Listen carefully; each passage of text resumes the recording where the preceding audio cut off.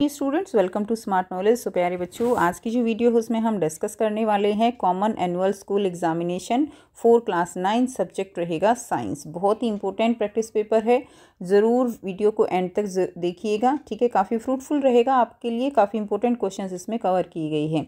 English medium के students के लिए ऑलरेडी वीडियो अपलोड है इस पेपर की, तो वीडियो के एंड में आपको प्लेलिस्ट का लिंक मिलेगा जहाँ पर आप इसको देख सकते हो, ठीक है। सो समय 3 घंटे और अधिकतम अंक रहेंगे 80। नाउ तो यहाँ से आप देख सकते हो, सबसे पहले आपको यहाँ पर सामान्य निर्देश दिए गए हैं। इस प्रश्न पत्र में 5 खंडों में से कुल 39 प्रश्न हैं और सभी प्रश्न आपके लिए अनिवार्य हैं और इम्पोर्टेंट भी हैं। खंड ए में 20 हैं क्वेश्चन, 1-1 नंबर के रहेंगे। खंड बी में जो है 6 प्रश्न रहेंगे 2-2 अंक के। सी में 7 प्रश्न रहेंगे 3 अंक के। डी में 3 रहेंगे 5 अंक के और ई में 3 प्रश्न रहेंगे स्रोत आधारित, जो कि हर एक प्रश्न कितने अंक का रहेगा, 4 अंक का रहेगा। क्लियर है। सबसे पहले देखते हैं खंड ए। तो खंड ए में देखिए, निम्नलिखित चित्र 3 अवस्थाओं और उनके परिवर्तन को दर्शाता है। प्रक्रिया ए और बी कौन सी है? तो प्रक्रिया ए ये क्या है, ये द्रव अवस्था है और ये क्या है, ये गैस अवस्था है। क्लियर।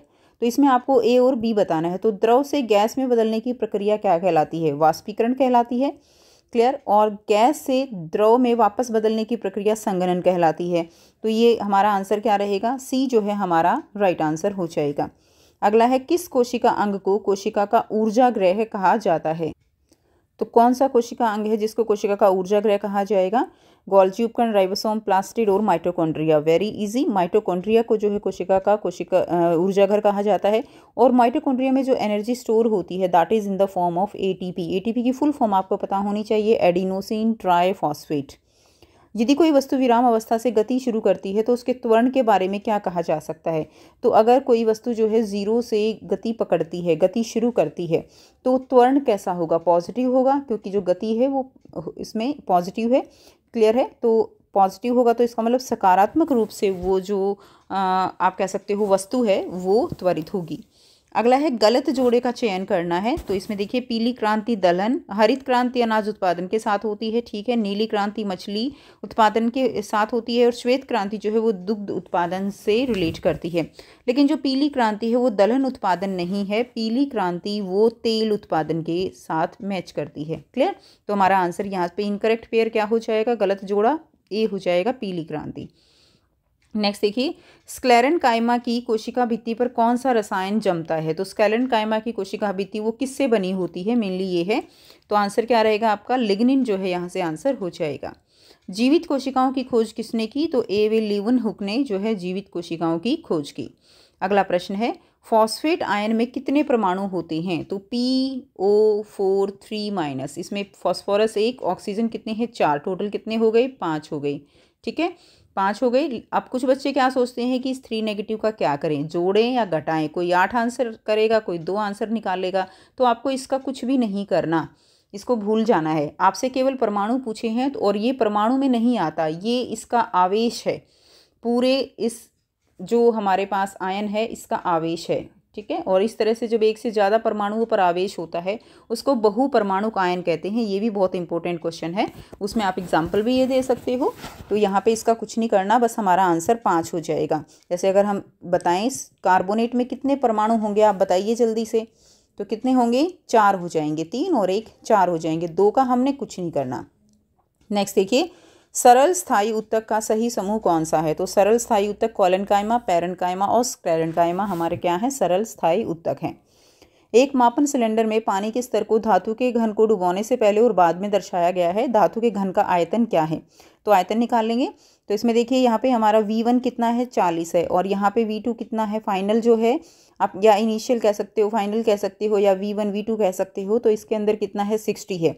तो 60 और 40 कितना हो गया? 20। तो हमारा आंसर सी हो जाएगा, 20 सेंटीमीटर क्यूब ये आयतन आ जाएगा। नेक्स्ट है, दूरी समय ग्राफ का ढलान जो है वो क्या दर्शाता है? तो आप बताइए कि दूरी समय ग्राफ का जो ढलान है वो क्या बताएगा आपको? तो क्या बताएगा? दूरी और समय चाल बताता है, ठीक है। दूरी समय क्या बताएगा? चाल बताएगा। किसी तत्व का इलेक्ट्रॉनिक विन्यास 284 है, इसे किस रूप में वर्गीकृत किया जाएगा? 284 यानी 10 और कितना हो गया? 14 यानी सिलिकॉन। तो सिलिकॉन क्या है बच्चे? सिलिकॉन जो है वो एक क्या रहेगा, उपधातु है। उसके अंदर धातु और अधातु दोनों के गुण मिलते हैं तो वो एक उपधातु होता है। अगला देखिए, फाइब्रिनोजन किस में अनुपस्थित होता है? तो फाइब्रिनोजन होता क्या है, थोड़ा सा उसके बारे में समझ लीजिए। ब्लड के अंदर ये एक पार्ट है प्लाज्मा। प्लाज्मा आपने पढ़ा है कि प्लाज्मा जो है वो ब्लड का पार्ट है। उसके अंदर ये एजेंट होते हैं जो कि ब्लड को क्लॉट करते हैं। ब्लड का थक्का, जो खून का थक्का जमता है, जैसे चोट लग जाती है तो ब्लड बहता है और कुछ देर बाद वो क्या हो जाता है, अपने आप ही जमने लगता है। तो वो जो जमता है वो किसके कारण, फाइब्रिनोजन के कारण। ठीक है, तो ये ब्लड में होता है, रक्त में होता है, लेकिन ये सीरम जो होता है उसमें नहीं होता। ठीक है, जो सीरम होता है, बहुत ज़्यादा डिटेल में नहीं जाएंगे, ठीक है, जो सीरम होता है वो ब्लड के क्लॉट होने के बाद हमें मिलता है, तो इसीलिए उसके अंदर फिर फाइब्रिनोजन नहीं होता, तो सीरम आ जाएगा इसका आंसर। नेक्स्ट है, कोशिका, कोई कोशिका तब फूल जाएगी जब, कब फूलेगी, जब आसपास के माध्यम से जल अणुओं की सांद्रता कोशिका के जल अणुओं की सांद्रता से अधिक होगी। यानी कोशिका को अगर हम ऐसे, इस कोशिका के अंदर जो पानी है उसकी मात्रा कैसी है, कम है, और जिस एटमॉस्फेयर में ये रखी हुई है, जैसे सॉल्यूशन में ये रखी हुई है, उसके अंदर पानी जो है वो कैसा है, बहुत ज़्यादा है, तो क्या होगा, परासरण के द्वारा जो है वो इसके अंदर पानी इसके अंदर चला जाएगा, जिसकी वजह से क्या हो जाएगी, ये फूल जाएगी। क्लियर, तो ये हमारा आंसर रहेगा। नेक्स्ट है, लौह सल्फाइड बनाने के लिए जब लोहे की बुरादा और कंदक पाउडर को मिश्रण को गर्म किया जाता है तो हमें किसका उपयोग करना चाहिए? तो ये एक्सपेरिमेंट आपने किया होगा, तो हमें किसका उपयोग करना चाहिए? हमें यहाँ पर चीनी मिट्टी की जो डिश होती है, चाइना डिश जिसको बोलते हो आप, उसका प्रयोग करना चाहिए। वॉच ग्लास, पेट्री डिश, ये सब जो है नहीं होंगे, और तांबे की डिश तो हो ही नहीं सकती, मेटल तो बिल्कुल नहीं हो सकता, क्योंकि हम यहाँ पे यौगिक बना रहे हैं, दोनों को गर्म कर रहे हैं। क्लियर, तो वो भी आंसर रहेगा। निम्न में कौन सा पदार्थ थोड़ी देर खड़ा रखने पर नीचे बैठ जाता है? तो थोड़ी देर उसको छोड़ देते हैं तो वो नीचे बैठ जाएगा। इसमें क्या होगा, तो वो क्या होना चाहिए, वो हमारा सस्पेंशन यानी कि निलंबन होना चाहिए। ठीक है, तो इसमें क्या आ जाएगा आपका, इसमें आ जाएगा गंदा पानी। रक्त है, कॉपर सल्फेट है, ये नहीं बैठेंगे नीचे, गंदा पानी जो है वो बैठ जाएगा नीचे।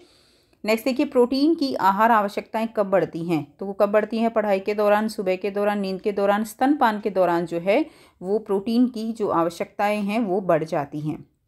नेक्स्ट है क्वेश्चन नंबर 17, एक लड़का 10 मीटर प्रति सेकंड की स्थिर गति से घूमने वाली चक्री पर सवारी का आनंद ले रहा है, यानी कोई झूला है जिसपे वो झूल रहा है, वह समान रूप से त्वरित गति में है। तो ठीक है, समान रूप से अगर कांस्टेंट गति है उसकी, एक स्थिर गति है, तो वो त्वरित गति भी कैसी है, वो समान है। क्लियर, तो ये इसका ठीक हो जाएगा। कारण क्या दिया गया है, कारण देखते हैं। कोई पिंड तब समान त्वरण में होता है जब वह सीधी रेखा में चलता है अथवा गति पहले घटती है और फिर जो है बढ़ती है, तो वो ये गलत हो गया। क्लियर, घटना बढ़ना तो फिर होगा ही नहीं ना, जैसे हमने ऊपर देखा कि अगर समान रूप से त्वरित है तो उसमें घटना बढ़ना नहीं होगा, तो ये तो हमारा ठीक हो गया और ये हमारा गलत हो गया। तो आंसर हमारा सी होगा, ए सही है लेकिन आर गलत है। नेक्स्ट देखेंगे क्वेश्चन 18, अमोनिया को गैसीय अवस्था में वाष्प नहीं माना जाता। क्यों नहीं माना जाता? ये बिल्कुल ठीक बात है, ये ट्रू हो गया। क्यों नहीं माना जाता? क्योंकि अमोनिया वो रूम टेम्परेचर, जो कमरे का तापमान है उसके ऊपर ऑलरेडी गैसीय अवस्था में होती है, जबकि वाष्प क्या होती हैं? वाष्प होते हैं कि कोई भी पदार्थ वो रूम टेम्परेचर पर कैसा हो, वो द्रव अवस्था में हो, फिर उसको हीट, उसको एनर्जी मिले, और उसको एनर्जी मिलने के बाद वो किस में जाए, वो गैस अवस्था में जाए, उसको क्या कहेंगे, वाष्प मानेंगे। तो इसके अंदर अमोनिया ऑलरेडी रूम टेम्परेचर पे द्रव अवस्था में होता है। ठीक है, कारण क्या रहेगा, जैसे जैसे किसी पदार्थ का आयतन बढ़ता है तो उसका घनत्व भी बढ़ता है। तो बिल्कुल ठीक बात है, आयतन बढ़ेगा तो उसका घनत्व भी जो है क्या होता है, बढ़ता है।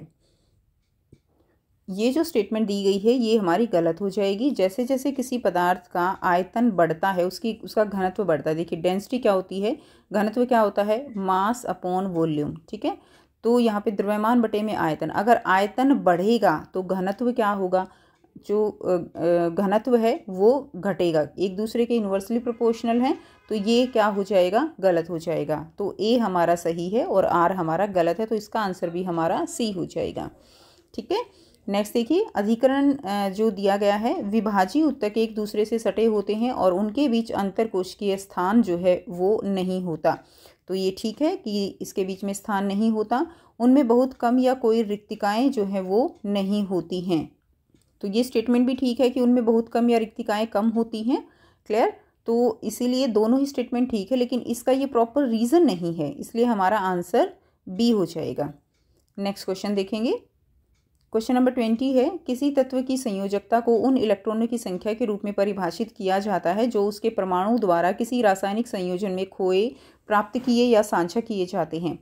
तो इसमें क्या रहेगा, संयोजकता क्या होती है? संयोजकता होती है कि कितने इलेक्ट्रॉन दिए जा रहे हैं, लिए जा रहे हैं अपना आखिरी कक्ष पूरा करने के लिए, या साझा किए जा रहे हैं, वो क्या कहलाती है? वो संयोजकता कहलाती है। तो ये बिल्कुल ठीक हो जाएगा। किसी परमाणु का सबसे बाहरी कोश या कक्षा संयोजक कोश कहलाता है। तो ये भी ठीक है, लेकिन एक्सप्लेनेशन नहीं है। ठीक है, तो एक्सप्लेनेशन नहीं है, इसीलिए आंसर बी हो जाएगा। नेक्स्ट क्वेश्चन देखेंगे। अगला प्रश्न है, खंड बी, एक निश्चित बल 20 किलोग्राम द्रव्यमान पर कार्य करता है, जिससे उसका वेग जो है वो कितना हो जाता है, 5 मीटर पर सेकंड से बदल कर वो कितना हो जाएगा, वो 2 मीटर पर सेकंड में बदल जाती है। बल द्वारा किया गया कार्य वो आपको यहाँ से बताना है।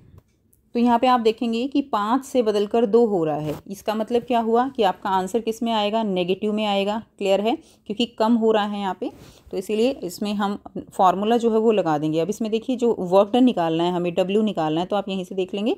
डब्ल्यू निकालना है तो हमारा क्या होगा, ये उसकी जो गति है, वेग है, वो बदल रहा है, तो क्या आ जाएगा, चेंज इन काइनेटिक एनर्जी, यानी गतिज ऊर्जा में चेंज, गतिज ऊर्जा में बदलाव। ठीक है, यहाँ से हम W निकाल लेंगे, कार्य निकाल लेंगे, तो यहाँ से आ जाएगा, तो गतिज ऊर्जा में बदलाव, तो फॉर्मूला लगा देंगे, half m into V, starting क्या है हमारे पास, v2 स्क्वेयर, हाफ mv² होता है ना, माइनस v1 स्क्वेयर। ठीक है, तो यहाँ से आपका निकल जाएगा 1/2 इंटू 20 इंटू 2 का स्क्वेयर। ठीक है, यानी 4 आ जाएगा। आप इसको जो है डायरेक्ट कर लेंगे, 4 माइनस 25। क्लियर है, तो यहाँ से क्या आ जाएगा आपका, आप इसको सॉल्व कर लेंगे, ये 10 आ जाएगा, यहाँ से आपका 21 आ जाएगा, तो माइनस आ जाएगा, और ये आ जाएगा आपका 210 जूल। तो माइनस में आंसर आएगा। माइनस में आंसर जो है वो क्या दिखा रहा है कि जो वेग है वो क्या हो रहा है, यहाँ पे कम हो रहा है, तो ये हमारा आंसर हो जाएगा। टोटल W जो आएगा कार्य माइनस 210 जूल। अगला क्वेश्चन है, 200 किलोग्राम द्रव्यमान को 6 मीटर की ऊर्ध्वाधर दूरी तक उठाने में किया गया कार्य निकालना है। मान लें G जो है वो कितना है, 10 मीटर पर सेकंड स्क्वायर, ये आ जाएगा। तो यहाँ से W निकालना है हमें, W = mgh का फॉर्मूला लगा दीजिए।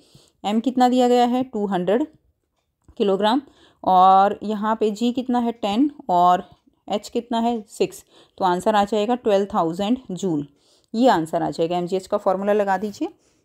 नेक्स्ट देखिए, क्वेश्चन नंबर 22 है, डॉक्टर जो है उच्च बुखार वाले व्यक्ति के माथे पर गीले कपड़े की पट्टियां रखने की सलाह क्यों देते हैं? तो क्यों देते हैं, इसमें जो एप्लीकेशन काम करेगी वो कौन सी एप्लीकेशन काम कर रही है, वाष्पीकरण। ठीक है, उससे टेम्परेचर कम हो जाएगा। सो यहाँ से इसका आंसर कर लेंगे। डॉक्टर जो है वो सिर पर गीले पट्टी रखने की सलाह किस लिए देते हैं, ताकि, क्योंकि क्या होता है कि जब पानी उसमें से वाष्पित होगा तो वह त्वचा से क्या लेगा, ऊष्मा लेगा। जैसे घड़े वाली जो एप्लीकेशन है वो आपने ज़रूर की होगी। ठीक है, जो घड़े के पानी ठंडा हो जाता है, क्योंकि घड़े के पानी से वो ऊष्मा ले ली जाती है, वाष्पीकरण जब होता है। इसी तरह त्वचा से ऊष्मा ले लेगा, अवशोषित कर लेगा, और इससे शरीर का तापमान क्या हो जाएगा, धीरे धीरे कम हो जाएगा, और बुखार कम होने में मदद मिलती है। अगला प्रश्न है, अच्छे सम्मेलन हॉल या संगीत हॉल में छत और मंच के पीछे की दीवार को घुमावदार क्यों बनाया जाता है? तो पीछे की दीवार घुमावदार बनाई जाती है, देखते हैं आंसर क्या रहेगा। घुमावदार इसलिए बनाई जाती है ताकि जो ध्वनि है, ध्वनि तरंगों को उचित दिशा में क्या किया जा सके, परावर्तित करने के लिए छत और पीछे की दीवारों को घुमावदार बनाया जाता है। ध्वनि स्पष्ट रूप से क्या हो, टकरा के, और सभी जो दिशाएं हैं उनमें क्या हो जाएगी, फैल जाएगी, और गूंज या प्रतिध्वनि जो है वो सही से सुनी जा सकती है, इसीलिए उनकी दीवारों को घुमावदार बनाया जाता है। अगला प्रश्न है, जब ठोस पदार्थों का तापमान बढ़ता है तो क्या होगा? तो बहुत अच्छे से आप जानते हो, जब ठोस पदार्थों का तापमान बढ़ाया जाता है तो उसके कणों की जो गतिज ऊर्जा है वो क्या करेगी, वो जो कण पास पास हैं उनको क्या करेगी, गतिज ऊर्जा के कारण उनकी जो दूरी है वो क्या हो जाएगी, बढ़ जाएगी।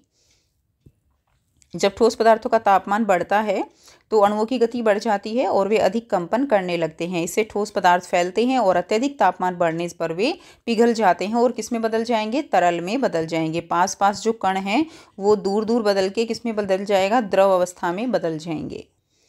अगला प्रश्न है, एक घोड़ा गाड़ी को स्थिर वेग से खींचने के लिए लगातार बल क्यों लगाते रहना पड़ता है? तो जब घोड़ा गाड़ी आगे की तरफ चलती है तो उसके ऊपर जमीन से क्या लगता है, घर्षण बल लगता है, जो कि उसको पीछे की तरफ धकेलता है।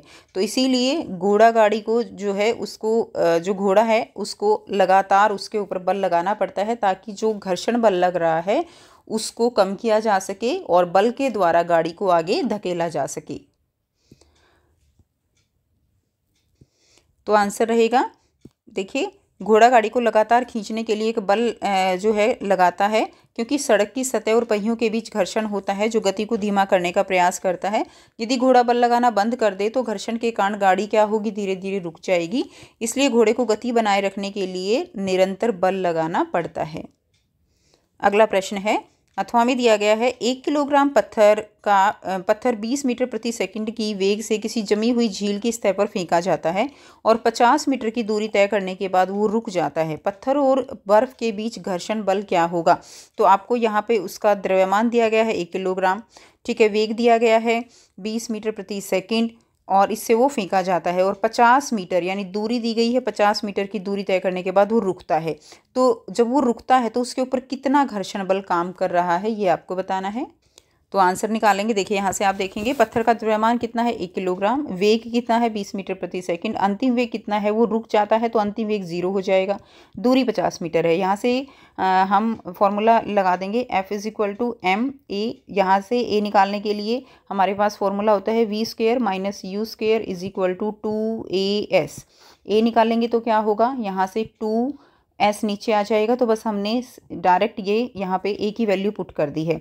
तो अब हमने क्या किया, m की जगह पे हमने 1 रख दिया, v हमारे पास 0 है, u हमारे पास 20 है, 2 और दूरी कितनी दी गई है 50 मीटर। तो सारी वैल्यूज पुट करने के बाद आप इसको सॉल्व करेंगे और आंसर कितना आ जाएगा, -4 न्यूटन। ठीक है, घर्षण बल कितना लग रहा है, 4 न्यूटन है और जो ये नेगेटिव साइन है ये क्या दिखाता है कि ये ऑपोजिट डायरेक्शन में काम हो रहा है। जिस डायरेक्शन में हमने बल लगा के वस्तु को फेंका है उससे ऑपोजिट डायरेक्शन में, उल्टी दिशा में ये बल लगाया जा रहा है।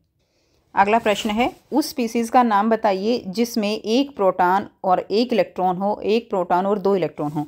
तो एक प्रोटॉन हो और एक इलेक्ट्रॉन हो, ठीक है, एक प्रोटॉन और एक ही इलेक्ट्रॉन, यानी क्या है वो हाइड्रोजन है। और हाइड्रोजन में भी क्या रहेगा, उसका मास कितना होना चाहिए, एक ही होना चाहिए। और ये एक समस्थानिक है जिसका नाम क्या है, प्रोटियम है। क्या नाम हो जाएगा, प्रोटियम। 1H2 क्या होता है, ठीक है, 1H2 हो जाएगा। यहाँ पे क्या क्या रहेगा, 1H2 ड्यूटेरियम हो जाएगा। क्लियर, ये ड्यूटेरियम और ये क्या होता है, ट्रीटियम। उसके बाद तो आंसर हमारा ये हो जाएगा प्रोटियम। एक प्रोटॉन और 2 इलेक्ट्रॉन होने चाहिए। तो प्रोटॉन तो एक हाइड्रोजन में ही होगा और क्या होने चाहिए, 2 इलेक्ट्रॉन, यानी हाइड्रोजन एक इलेक्ट्रॉन ले लिया तो इसके ऊपर माइनस साइन आ जाना चाहिए। इसका मतलब ये क्या बन गया, ये हाइड्राइड आयन बन गया। क्लियर, हाइड्राइड आयन, ये आंसर हो जाएगा। नेक्स्ट क्वेश्चन है, ध्वनि तरंगों के परावर्तन के 2 व्यवहारिक अनुप्रयोग बताने हैं, सेक्शन सी। ठीक है, तो ध्वनि तरंगों के 2 व्यवहारिक अनुप्रयोग क्या रहेंगे। एक तो हम इसको स्टेथोस्कोप में यूज़ करते हैं, डॉक्टर मरीज के दिल की धड़कन सुनने के लिए इसका प्रयोग करता है। दूसरा सोनार में समुद्र में वस्तुओं की दूरी मापने के लिए ध्वनि तरंगों का प्रयोग किया जाता है। अगला प्रश्न है, प्रतिध्वनि को स्पष्ट सुनने के लिए जो है क्या शर्तें हैं। एक तो प्रतिध्वनि को स्पष्ट सुनने के लिए जो दूरी है वस्तु की और जो ध्वनि उत्पन्न हो रही है उसके बीच में 17 मीटर की जो होनी चाहिए दूरी, 17 मीटर होनी चाहिए। न्यूनतम दूरी कितनी होनी चाहिए, 17 मीटर। और दूसरा जो परावर्तक सतह है वो कठोर होनी चाहिए। ठीक है, अगला प्रश्न है, 2 परमाणु प्रजातियों X और Y की नाभिकीय संरचना दी गई है। तो इसमें आपको बताना है, देखिए X और Y दी गई है तो इसमें बताना है X और Y की द्रव्यमान संख्याएं क्या हैं। तो अगर हम यहाँ पे बात करें द्रव्यमान का मतलब क्या है, द्रव्यमान मतलब यहाँ पे A क्या वैल्यू क्या होता है, वो है नंबर ऑफ प्रोटॉन और नंबर ऑफ न्यूट्रॉन, इन दोनों का सम क्या होता है, द्रव्यमान संख्या होता है।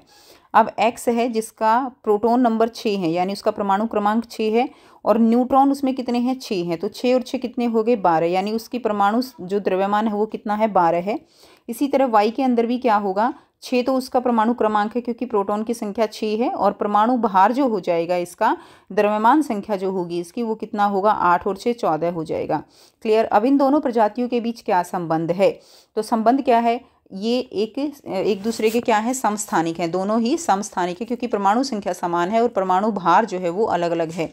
परमाणु संख्या 6 किसकी होती है, आपको पता भी होना चाहिए, कार्बन की होती है। किसकी होती है, कार्बन की। ठीक है, तो ये क्या है, एक दूसरे के समस्थानिक हो जाएंगे, आप लिख देंगे ये समस्थानिक हैं।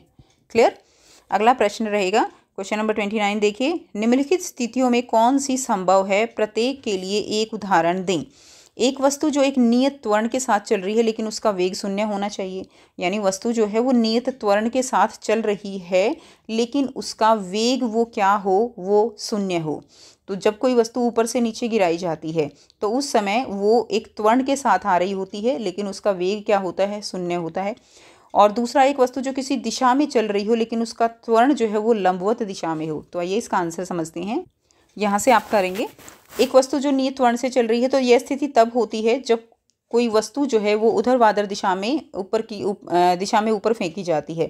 जब वह वस्तु अपने उच्चतम बिंदु पर पहुंचती है तो उस क्षण उसकी वेग जो है क्या हो जाती है, शून्य हो जाती है, लेकिन उस पर क्या लग रहा होता है, उस पर गुरुत्वाकर्षण त्वरण जो है वो अभी भी कार्य कर रहा होता है। उदाहरण, जैसे जब कोई गेंद ऊपर फेंकी गई तो वह एक समय के लिए रुक जाती है। जब वो रुक जाती है उस समय क्या होता है, उस समय वेग क्या हो जाता है, शून्य हो जाता है, लेकिन त्वरण तब भी काम कर रहा है जो कि गुरुत्वाकर्षण बल होता है। दूसरी सिचुएशन क्या है, एक वस्तु जो किसी दिशा में चल रही हो लेकिन उसका त्वरण जो है वो कैसा हो, लंबवत दिशा में हो। ठीक है, एक दिशा में चल रही है लेकिन त्वरण लंबवत दिशा में है, तो यानी जब कोई वस्तु परिक्रमा कर रही है, सर्कुलर मोशन में है, तो उस समय में क्या होता है कि हर एक पॉइंट पे एक अलग दिशा होती है, एक निश्चित दिशा होती है, लेकिन जो त्वरण है वो कहाँ काम कर रहा है, वो सेंटर की तरफ, केंद्र की ओर होता है। ठीक है, हर दिशा के लंबवत काम कर रहा होता है। तो ये इसका एग्जाम्पल हो जाएगा। जब कोई गाड़ी गोलाई में घूम रही है या किसी ग्रह की परिक्रमा करते हुए कोई उपग्रह है, इस स्थिति में वस्तु की गति जो है वो परिपथीय होती है, लेकिन त्वरण कैसा होता है, हमेशा केंद्र की ओर होता है। क्लियर। अगला प्रश्न है, दिए गए स्पीड टाइम ग्राफ के आधार पर आपको उत्तर देना। तो ये आपको ग्राफ दिया गया है, इस ग्राफ में ध्यान से देखिए। अगर आप देखें टाइम के बारे में और स्पीड के बारे में, तो यहाँ पे एक्स एक्सिस पे टाइम है और वाई एक्सिस पे स्पीड है, और इसके अंदर स्पीड टाइम ग्राफ है। तो ये क्या बताएगा, और ये जो स्लोप दिया गया है सारा, इसके बारे में हम इससे कुछ क्वेश्चन पूछे गए हैं। पहली 4 सेकेंड में कितनी दूरी तय करती है। ठीक है, ग्राफ में क्षेत्र छायांकित करें जो इस अवधि को तय की गई दूरी को दर्शाता है। तो 4 सेकंड में कितनी दूरी तय की जाती है वो आपको बताना है।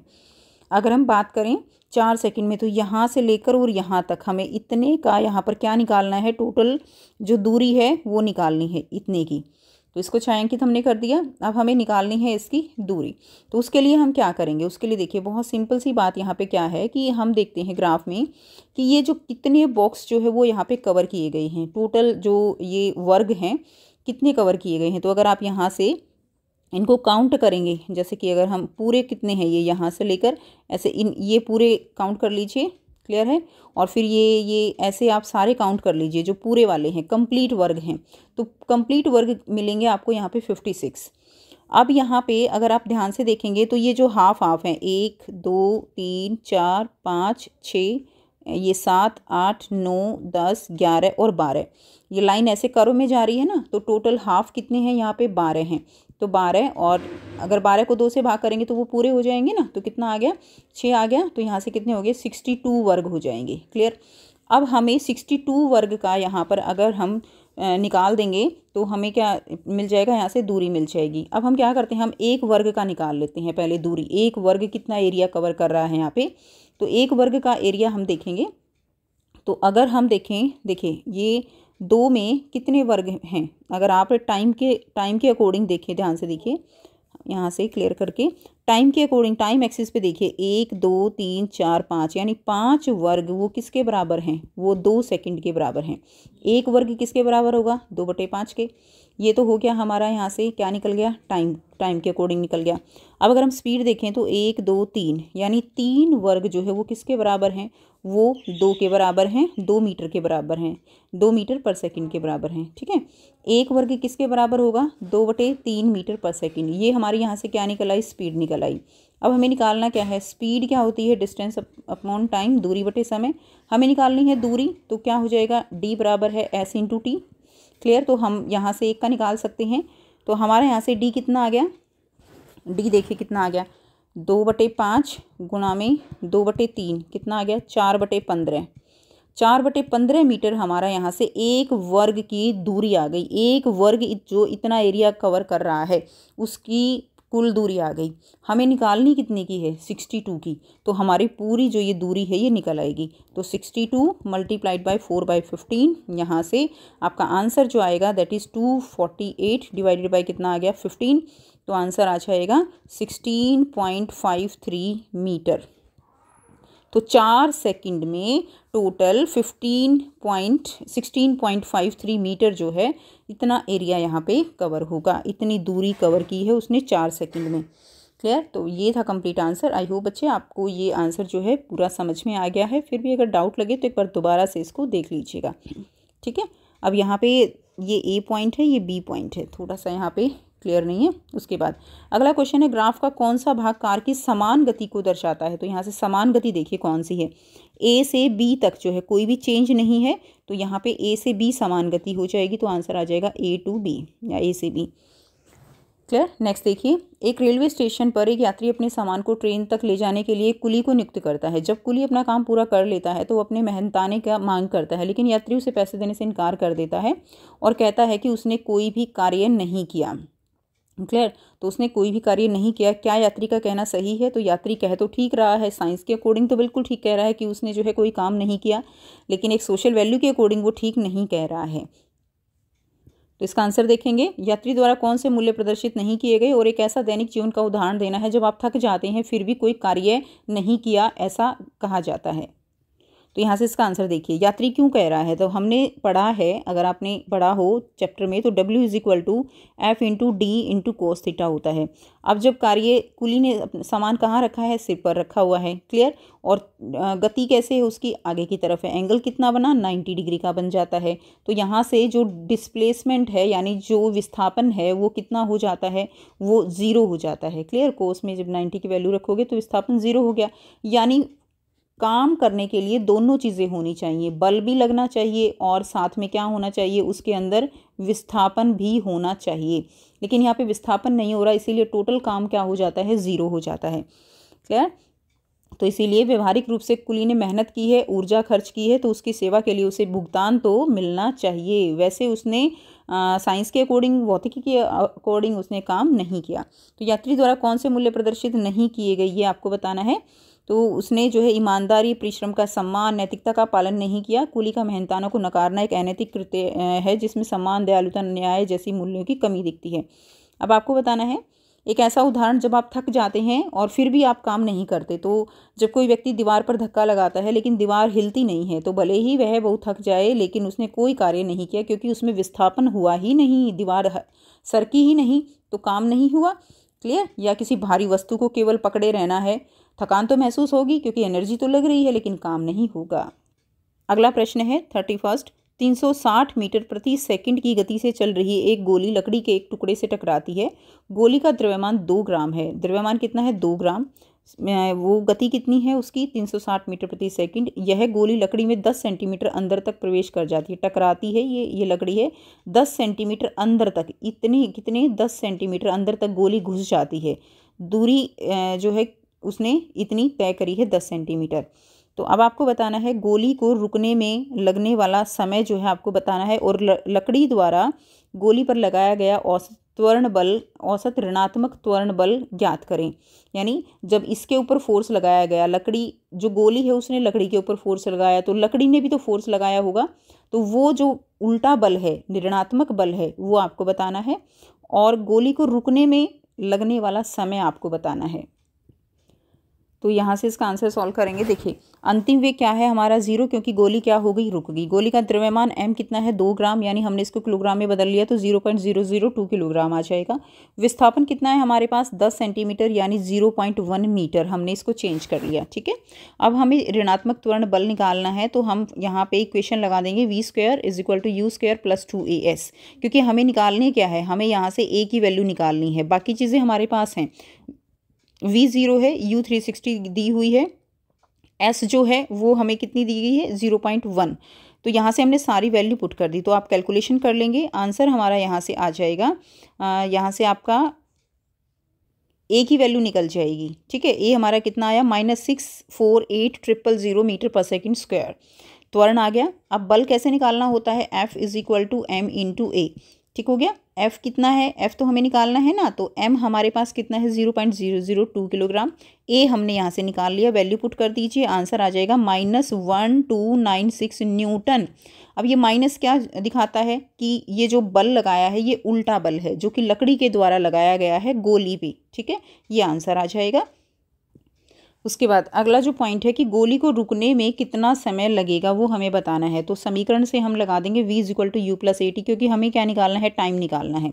तो जो हमें निकालना होता है और जो चीज़ें हमें गिवन होती है उसी के अकॉर्डिंग न्यूमेरिकल में जो इक्वेशंस ऑफ मोशन है, गति के जो नियम है वो लगाने होते हैं। तो v हमारे पास 0 है, u हमारे पास 360 है, a हमने अभी ऊपर से निकाल लिया था। ठीक है, 648,000, तो टाइम हमें निकालना है, तो ये आंसर हमारा आ जाएगा यहाँ से 0.00056, यानी इसको आप क्या लिख सकते हो 5.6 × 10⁻⁻4 1 2 3 4 -4 सेकेंड, ये हमारा क्या आ जाएगा टाइम। तो उसको रेस्ट पर आने के लिए रुकने में लगा समय जो है, गोली को रुकने में लगा समय कितना होगा, इतने टाइम में गोली रुक जाएगी।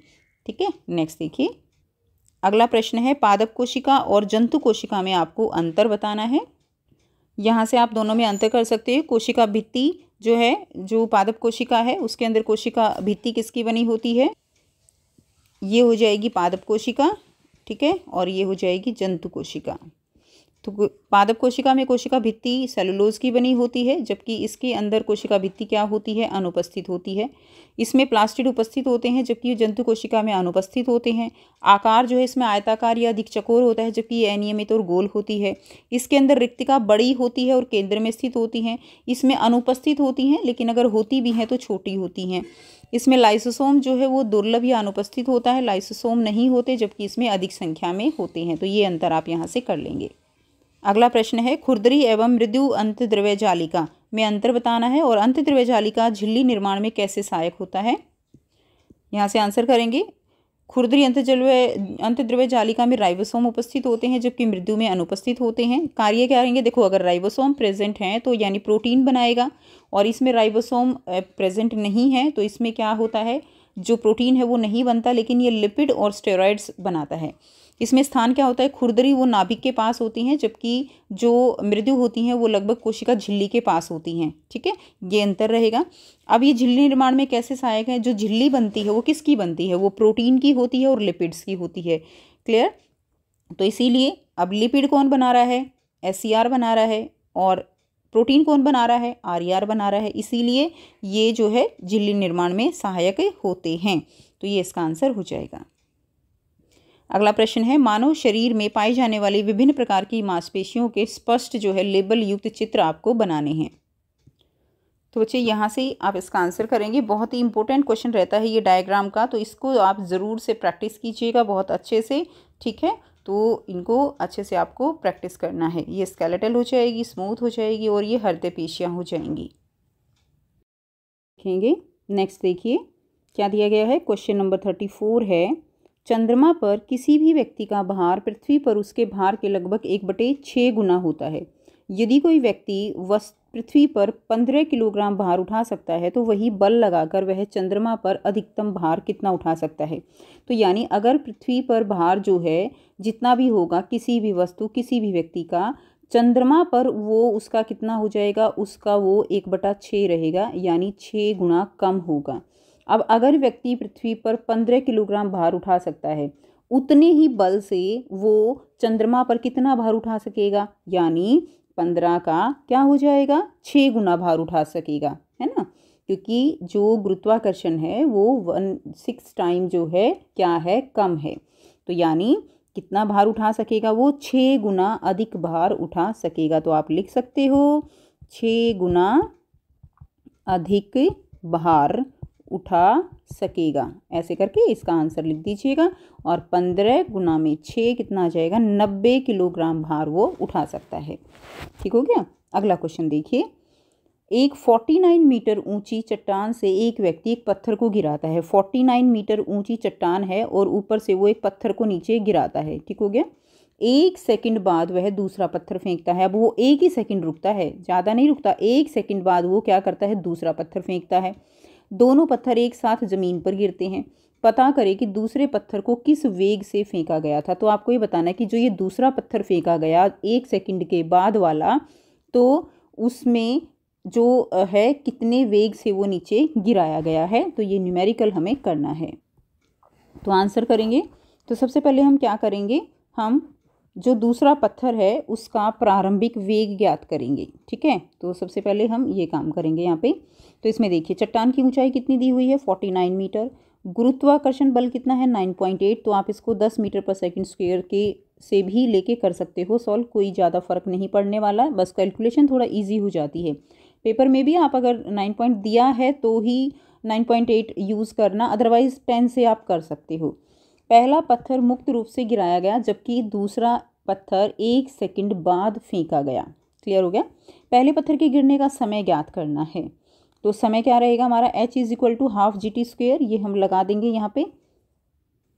यहाँ पे इनिशियल जो वेलोसिटी है, देखिए ये कैसे आया, इनिशियल वेलोसिटी u क्या है, यहाँ पे 0 है। ठीक है, तो यहाँ पे हम इक्वेशन लगा देंगे टाइम पता करने के लिए, s = ut + ½ GT²। ये आ जाएगा। ठीक है, s लिख लो या h लिख लो, कोई दिक्कत नहीं है। u हमारा क्या है, 0 है, तो ये क्या हो गया, 0 हो गया। तो h क्या बच गया, h = ½ GT²। ये आ गया। अब हमारे पास g की वैल्यू भी दी गई है 9.8, t² हमें निकालना है यहाँ से, और h हमें दी गई है हाइट यहाँ पे। क्लियर। तो t² हम निकाल लेंगे, 10 आ गया, और इसका अंडर रूट करेंगे तो 3.16 सेकेंड आ जाएगा। अब दूसरा पत्थर, यानी देखिए टाइम कितना लगा है, टाइम लगा है पत्थर को फेंकने में, तो कितना टाइम लगा है, 3.16 सेकेंड ये पत्थर को फेंकने में लगा, पहले पत्थर को। क्लियर, पहले पत्थर को फेंकने में लगा है। अब इसके 1 सेकंड बाद जो है दूसरा पत्थर फेंका गया, तो 1 सेकंड बाद यानी 3.16, और 1 सेकंड बाद क्या हो जाएगा, 2.1 सेकंड के बाद जो है दूसरा पत्थर फेंका गया। क्लियर। तो हमें क्या करना है, उसके बाद देखिए हमारे पास कितना टाइम बचा, 2.1 सेकंड बचे। अब हमें क्या करना है, प्रारंभिक वेग ज्ञात करना है कि किस वेग से दूसरा पत्थर फेंका गया। हम इक्वेशन लगा देंगे, s = ut + ½ GT²। हमारे पास अब क्या आ गया, हमारे पास टाइम निकल गया ना कि दूसरे पत्थर को फेंकने में कितना टाइम लगा, 2.16। अब हमारे पास टाइम हमें पता है, g की वैल्यू पता है, t हमें पता ही है, u हमें निकालना है, और s हमें पता है कि 49 मीटर ही है। तो क्या हम सारी वैल्यूज़ पुट कर देंगे यहाँ से, तो बहुत आसानी से आप कैलकुलेशन कर सकते हो। हमारी जो वेलोसिटी यहाँ पे जो आएगा, वेग आएगा, वो आएगा 12.29 मीटर पर सेकंड। ठीक है, तो दूसरे पत्थर को 12.29 मीटर पर सेकंड के प्रारंभिक वेग से फेंका गया था। इस तरह से आप इसका न्यूमेरिकल सॉल्व कर लेंगे। अगला क्वेश्चन देखिए, कोशिका अंग क्या होते हैं, विभिन्न कोशिका अंगों के नाम आपको लिखने हैं। यहाँ से आंसर कर लेंगे। कोशिका अंग क्या है, कोशिका अंग वे छोटी छोटी संरचनाएं हैं जो कोशिका के अंदर विशिष्ट कार्यों को क्या करती हैं, संपन्न करती हैं, तो वो कोशिका अंग कहलाते हैं। मुख्य कोशिका अंग कौन से होंगे, जैसे नाभिक हो गया, कोशिका का नियंत्रण केंद्र कहलाता है। माइटोकॉन्ड्रिया होगा, ऊर्जा उत्पादन में काम करता है। राइबोसोम प्रोटीन संश्लेषण में। एंडोप्लाज्मिक रेटिकुलम यानी अंतद्रव्य जालिका प्रोटीन एवं लिपिड संश्लेषण, ये हमने पहले भी किया है। गोल्जी का काम क्या होता है, मेन पैकेजिंग और श्रावण का काम होता है, तो ये फंक्शन भी इसके बहुत इंपॉर्टेंट हैं। क्लियर, तो ओवरऑल जो क्वेश्चन है इंपॉर्टेंट है आपका। अगला प्रश्न रहेगा, लाइसोसोम की भूमिका का वर्णन करें, इन्हें आत्मघाती थैली क्यों कहा जाता है और ये अपना कार्य कैसे करते हैं। बहुत ही ज़्यादा इम्पोर्टेंट क्वेश्चन। क्लियर है, तो इसके अंदर पाचक एंजाइम होते हैं और इसीलिए ये अपनी ही कोशिका को खा जाते हैं। जब कोशिका की जो आप कह सकते हो मेटाबॉलिज्म है, उसके अंदर की जो एक्टिविटीज़ हैं वो बंद हो जाती हैं, कोशिका डेड हो जाती है। अब इसका आंसर देखेंगे। अगला क्वेश्चन देखेंगे साथ में, जब सूखी किशमिश को कुछ समय के लिए सादे पानी में रखा जाता है तो क्या होता है, तो आपने देखा वो क्या हो जाएगा, वो फूल जाएंगी। क्लियर, और उसके बाद फूली हुई को अगर हम किस में रख दें, कंसनट्रेटेड सॉल्ट सॉल्यूशन यानी नमक के घोल में रख दें तो क्या होगा, तो ये आपको बताना है। तो यहाँ से इसका आंसर करेंगे। लाइसोसोम जो है वो क्या है, कोशिका के अपशिष्ट पदार्थों को नष्ट करते हैं। लाइसोसोम क्या करते हैं, कोशिका के जो अभी अपशिष्ट पदार्थ हैं उसको खत्म कर देते हैं। ये एंजाइमों से भरपूर होते हैं जो कोशिका में पुराने और जो बेकार अंग हैं उनको विघटित कर देता है। जब कोशिका की गंभीर स्थिति होती है तो क्या होता है, लाइसोसोम फट जाते हैं और जो उसके अंदर पाचक एंजाइम होते हैं वो सारी कोशिका का विघटन कर देते हैं, यानी उसे खत्म कर देते हैं। इसीलिए इसे आत्मघाती थैली कहा जाता है। अब देखिए किशमिश पर जल और नमक के घोल का प्रभाव क्या रहेगा। तो जब सूखी किशमिश को पानी में रखा जाता है तो पानी सोख कर क्या हो जाती है, फूल जाती है। इस प्रक्रिया, ये जो प्रक्रिया होती है ये अभिसरण के कारण होती है, यानी ऑस्मोसिस के कारण, क्योंकि कोशिका के अंदर का द्रव जो है वो सांद्र होता है और बाहर पानी कोशिका में प्रवेश कर जाता है। इसको मैं आपको थोड़ा सा समझा देती हूँ। कोशिका के अंदर क्या होता है, मान लीजिए ये जो है किशमिश है, अब इसके अंदर क्या होगा, इसके अंदर यहाँ पर पानी की मात्रा शुरू में कम होती है और बाहर हमने इसको पानी में डुबा दिया तो बाहर से क्या करेगा, पानी जो है वो परासरण अभिक्रिया के द्वारा, किस अभिक्रिया के द्वारा, परासरण यानी ऑस्मोसिस, क्लियर है, इसके द्वारा पानी कोशिका झिल्ली के थ्रू होता हुआ अंदर चला जाएगा और कोशिका यहाँ पे क्या कर जाएगी, फूल जाएगी। अब सेकंड सिचुएशन में फूली हुई कोशिका को अगर हम नमक के घोल में डाल देंगे तो बाहर क्या है, अब नमक का घोल है, अब अंदर क्या है, अंदर पानी की मात्रा ज़्यादा है, ठीक है, लेकिन बाहर पानी की मात्रा कम है। अब क्या होगा, इसके अंदर एक्सोस्मोसिस हो जाएगा तो इसके अंदर क्या होगा, पानी जो है वो अधिक से किसकी तरफ आएगा, कम कंसंट्रेशन की ओर आएगा, क्लियर है। तो बाहर पानी वो निकलने लगेगा कोशिका से, ठीक है। तो ये क्या कर जाएगी, दोबारा से ये सिकुड़ जाएगी, ठीक है। ऐसा इसलिए होता है क्योंकि कोशिका जो है वो पानी, उससे कोशिका से पानी बाहर निकलता है, ये पूरा इसमें प्रोसेस रहता है। अगला प्रश्न देखिए क्या दिया गया है। अगला है विलयन, निलंबन और कोलाइड के निम्नलिखित आधारों पर अंतर स्पष्ट करना है। सबसे पहला स्थिरता के आधार पर, छानने की क्षमता के आधार पर और मिश्रण का प्रकार जो है वो कैसा रहेगा। साथ में अगला क्वेश्चन भी देखेंगे। विलयन की सांद्रता के लिए सूत्र लिखिए और जल में 10% ग्लूकोज का विलयन द्रव्यमान द्वारा कैसे तैयार करेंगे, ये आपको बताना है। तो इसका आंसर यहाँ से करेंगे। विलयन, निलंबन और कोलाइड में अंतर आपको बताना है। तो स्थिरता के आधार पर देखिए, विलयन कैसा होता है, स्थिर होता है, ठीक है। यानी स्थिर का मतलब समझिए कि अगर हम उसको रख दें तो उसके अंदर जो कंटेंट होता है वो नीचे नहीं बैठता है। ऐसा तो नहीं होता ना कि आपने पानी में चीनी घोल दी और कुछ देर बाद चीनी नीचे बैठ जाती है, ऐसा नहीं होता। तो विलयन हमेशा स्थिर होते हैं। निलंबन अस्थिर होते हैं, जैसे आपने मिट्टी घोल दी पानी के अंदर, वो कुछ देर बाद रखोगे तो वो नीचे बैठ जाएगी, वो अस्थिर होता है। कोलाइड भी क्या होता है, स्थिर होता है। जैसे दूध होता है, उसके अंदर की जो प्रोटीन है वो नीचे नहीं बैठती है, तो ये स्थिर होता है। छानने की क्षमता क्या है, विलयन को हम फिल्टर से नहीं छान सकते, निलंबन को आसानी से छाना जा सकता है और कोलाइड को नहीं छाना जा सकता है। अब अगर हम बात करें मिश्रण का प्रकार, तो विलयन जो है वो कैसा होता है, वो समांगी होता है। ध्यान दीजिए, समांगी विलयन होता है। निलंबन विषमांगी होता है, यानी इसके जो घटक हैं उनको हम पहचान सकते हैं, जबकि विलयन में नहीं पहचान सकते।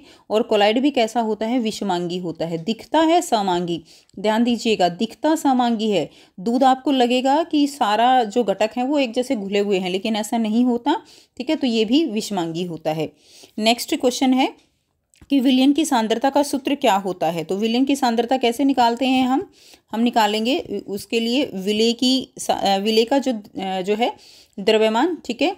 विलेय का यहाँ से लिख देंगे, विलेय का द्रव्यमान सूत्र होता है इसका, और बटे में विलयन का द्रव्यमान, ठीक है। और गुणा में क्या होता है, गुणा में 100 हो जाएगा।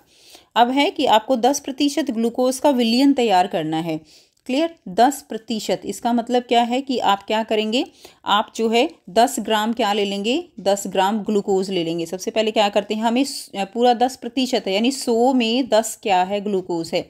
तो 10 ग्राम क्या करेंगे, हम ग्लूकोज ले लेंगे और बाकी क्या ले लेंगे, 90 जो ml है, ठीक है, 10 ml जो क्या ले लेंगे, हम ग्लूकोज ले लेंगे और 10 ग्राम, ठीक है। और बाकी जो क्या करेंगे, हम उसको 100 करने के लिए 90 ml उसके अंदर पानी डाल देंगे। तो क्या बन जाएगा हमारा, यहाँ पे 100 ml जो है वो तैयार हो जाएगा घोल। इस तरह से आप इसका आंसर लिख देंगे। क्लियर, आई होप आपको बिल्कुल क्लियर है बच्चे। नेक्स्ट देखिए, अगला प्रश्न है, खंड ई दिया गया है। नीचे दिए गए पाठ को ध्यानपूर्वक पढ़ना है और प्रश्नों के उत्तर देने हैं। तो इसको आप अच्छे से एक बार इसको अच्छे से रीड कर लेंगे। क्लियर है। उसके बाद नेक्स्ट देखिए, पौधों में लचीलापन किस ऊतक के कारण होता है। तो पौधों में जो लचीलापन होता है वो कॉलन कायमा के कारण होता है। यहीं पे मैं आपको आंसर बता रही हूँ, कॉलन कायमा के कारण होता है पौधों में लचीलापन।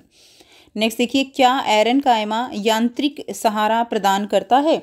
तो एरन कायमा वो यांत्रिक सहारा प्रदान नहीं करता, क्योंकि वो तो क्या करता है, एरन कायमा जो पानी के पौधे होते हैं, एक्वेटिक प्लांट्स होते हैं, उनको फ्लोट करने के काम आता है एरन कायमा। तो इसमें आ जाएगा नहीं। ठीक है, ये यांत्रिक सहारा प्रदान नहीं करता। ऐसा कौन सा ऊतक है जो पौधों को कठोर और मजबूत बनाता है। तो बहुत ही आसान सा आंसर है, कौन सा ऊतक है, स्क्लेरन कायमा। ठीक है, ये वाला आंसर ये लिख देंगे, स्क्लेरन कायमा है वो ऊतक है जो इनको कठोर और मजबूत बनाता है।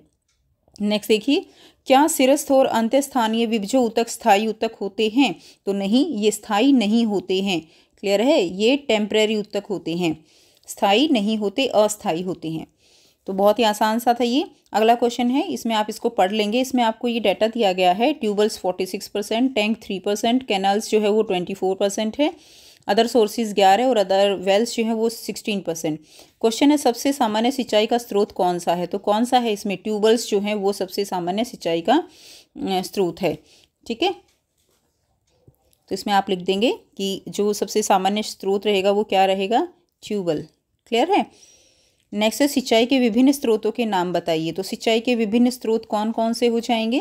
सिंचाई के अन्य स्रोत जैसे कि बाकी टैंक्स हो जाएंगे, कैनाल्स नहरें हो जाएंगी, कुएं हो जाएंगे। तो ये सब लिख देंगे आप, कुएं, जलाशय, नलकूप, ये यहाँ से ये वाला आंसर हो जाएगा। क्लियर।